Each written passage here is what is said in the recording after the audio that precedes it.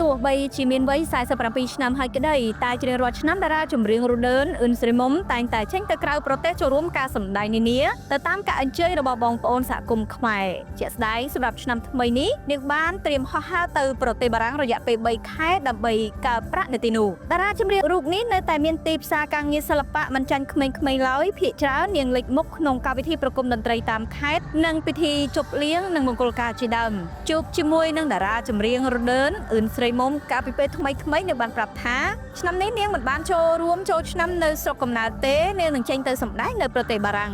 ឆ្នាំនេះប្រហែលជានាងខ្ញុំមានកម្រងទៅសម្ដែងនៅឯប្រទេសបារាំងចា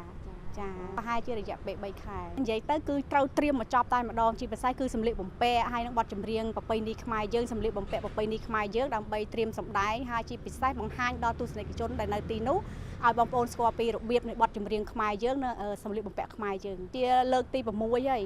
ទី6ទី7ហើយពួកខ្ញុំទៅច្រើនហើយចាគ្រប់ប្រទេសគឺខ្ញុំដើរច្រើនអស់ហើយនឹងនាងខ្ញុំផ្ទាល់គឺសម្រាប់នាងខ្ញុំបទចម្រៀងរបស់នាងខ្ញុំដូចជាមានចង្វាក់កត្រឹមចង្វាក់បទពីដើមសម្រាប់ខ្មែរយើងបងប្អូនគាត់នៅតែគ្រប់ត្រូលចាអញ្ចឹងបទខ្មែរយើងពីដើមគឺគាត់មិនអាចបោះបង់បានចោលបានទេហើយតារា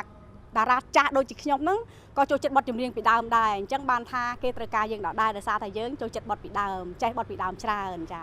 ទោះបីជាពេលនេះតារាចម្រៀងរ៉ូឌឺនខាងលើមិនមានផលិតកម្មនៅក្នុងការច្រៀងដោយការពីមុនតែជារាល់ឆ្នាំនាងតែងតែផលិតបទចម្រៀងដោយខ្លួនឯងជាពិសេសចុងក្រោយនេះនាងបានចូលរួមផលិតបទចម្រៀងក្នុងវិស័យពុទ្ធសាសនាជាច្រើនអត់ទេនាងខ្ញុំគឺទទួលគ្រប់កម្មវិធីលើកលែងតែបុណ្យខ្មោចមួយទេដែលនាងខ្ញុំអត់បានទទួលហើយគឺថាក្រៅស្រុកក៏លេចមុខដែរដោយសារអីព្រោះនាងខ្ញុំមកជំនាន់មុនគឺថតបទចេញទៅក្រៅស្រុកច្រើនអញ្ចឹងទៅពួកក្រៅស្រុកបងប្អូននៅទីនោះក៏គាត់គ្រប់ត្រូលគាត់ស្គាល់ច្រើនចាហើយឥឡូវគឺធ្វើខ្លួនឯងបងថតខ្លួនឯងធ្វើខ្លួនឯងចេញខ្លួនឯងមានផលិតកម្មណាថតឲ្យយើងទេចាព្រោះឥឡូវគេលេងមើលទូរទស្សន៍ហើយចាឥឡូវហ្នឹងគឺគេមើលទូរស័ព្ទវិញអញ្ចឹងយើងធ្វើខ្លួនឯងផលិតខ្លួនឯងចេញខ្លួនឯងចាចេញណាប្រហែល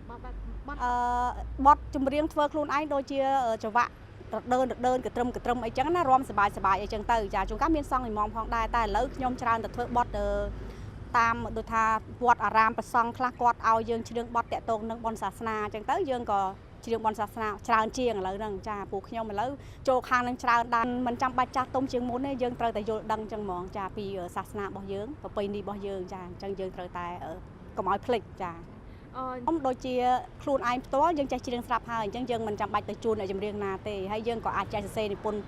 បទខ្លួនឯងបានដែរអញ្ចឹងយើងធ្វើតែភ្លេងទៅបានហើយវាមិនសូវអស់ច្រើនប៉ុន្មានទេចា